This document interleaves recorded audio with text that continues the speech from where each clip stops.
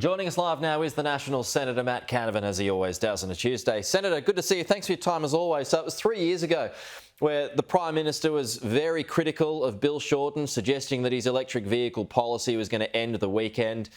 Now he's flipped around and it's all about electric vehicles. He wants more ambitious targets. Do you support him?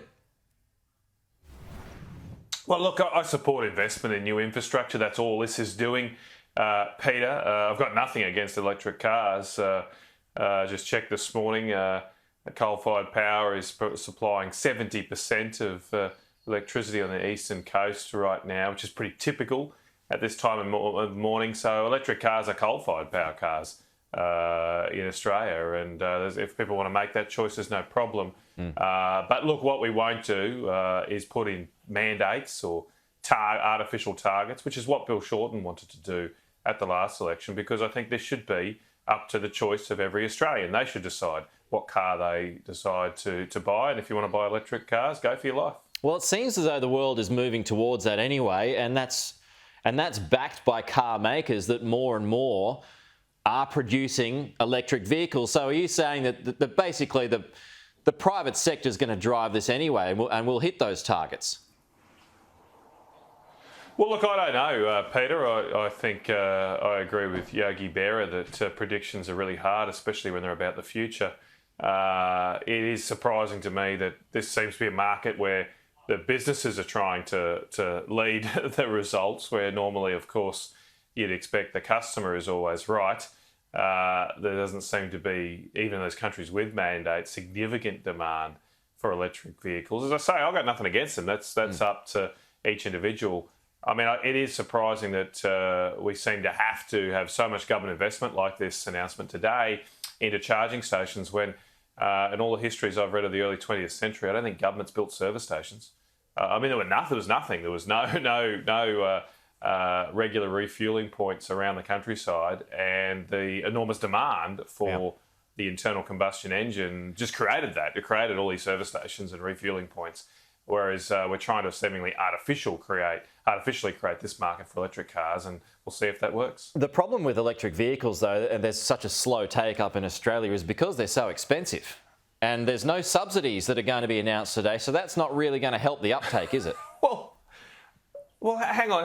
I mean, it's not. It shouldn't be. I don't want my taxes going to subsidise rich people's warm glow by buying an electric car that's powered by the point is that why would that? What's the justification at all for the government to take taxes off poor people and give them to primarily, let's face it, rich people who want to drive around in a Tesla? I mean, good luck if you want to do it. As I say, I've got nothing, no problem. I don't care. But you're just making them affordable, right? But I don't think my taxes... You're enhancing competition. But hang on, it's a subsidy. The money's not free, Peter. The money doesn't grow off a tree. It's got to be paid for by everybody. It's got to be paid for ultimately by your taxes or through inflation, which is the other thing coming down the tracks at the moment. But I don't want people's cost of living or their taxes going to subsidise rich people's desire to drive an electric car. If you want to buy one, great, go for it.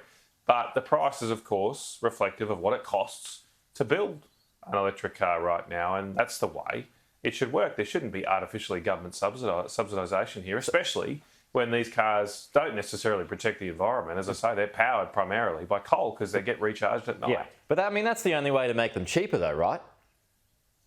Is by... Well, I don't know. I mean, look, obviously, Peter will... perhaps with more mass production and efficiencies, the cost will come down. That might happen. As I say, I don't have a particular view on that. I don't know enough about right. So that'll be the market to dictate that. But anyway, what do you make? But yeah, that's right. I mean, it's not. Yeah, but I mean, you've got what is it? We've got 1.7 million electric vehicles by 2030, and there's 20 million registered cars on the road. So that's less than 10%. So I mean, if there are no subsidies that are attached to it, then I mean, are we even going to reach that figure? Well, I mean, as I said, we're not putting in place specific targets or mandates. I trust the Australian people to make their own decisions. I mean, perhaps we'll get higher than that. It will depend on customer demand. I don't think the government from Canberra should be dictating what you should drive. Now, if the Labor Party, and I haven't seen their policy today, but the Labor Party at the last election was going to say, we're going to have a minimum level of electric cars that people will drive, come what may. We will force you to do that. Now, if that's what they want to do, let's take that to the election and see what the Australian people want. Do you want the government, do you want bureaucrats in Canberra telling you what car you should drive? I think that should be left to individual Australians to decide.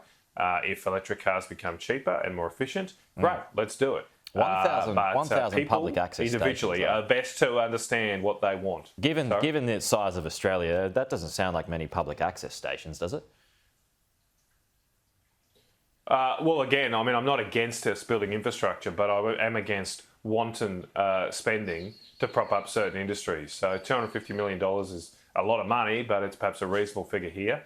I go back to the point that if electric cars are such in demand, I'm sure the commercial sector will build charging stations. I mean, we have a network of service stations right around the country. It doesn't seem to me it would be very difficult for petrol stations to chuck in an electric charging station if that's what customers wanted. The fact that they're not doing that does indicate that there is a problem here on the demand side, not necessarily the supply side of electric cars. Okay, Matt Canavan, good to see you. We'll talk to you soon.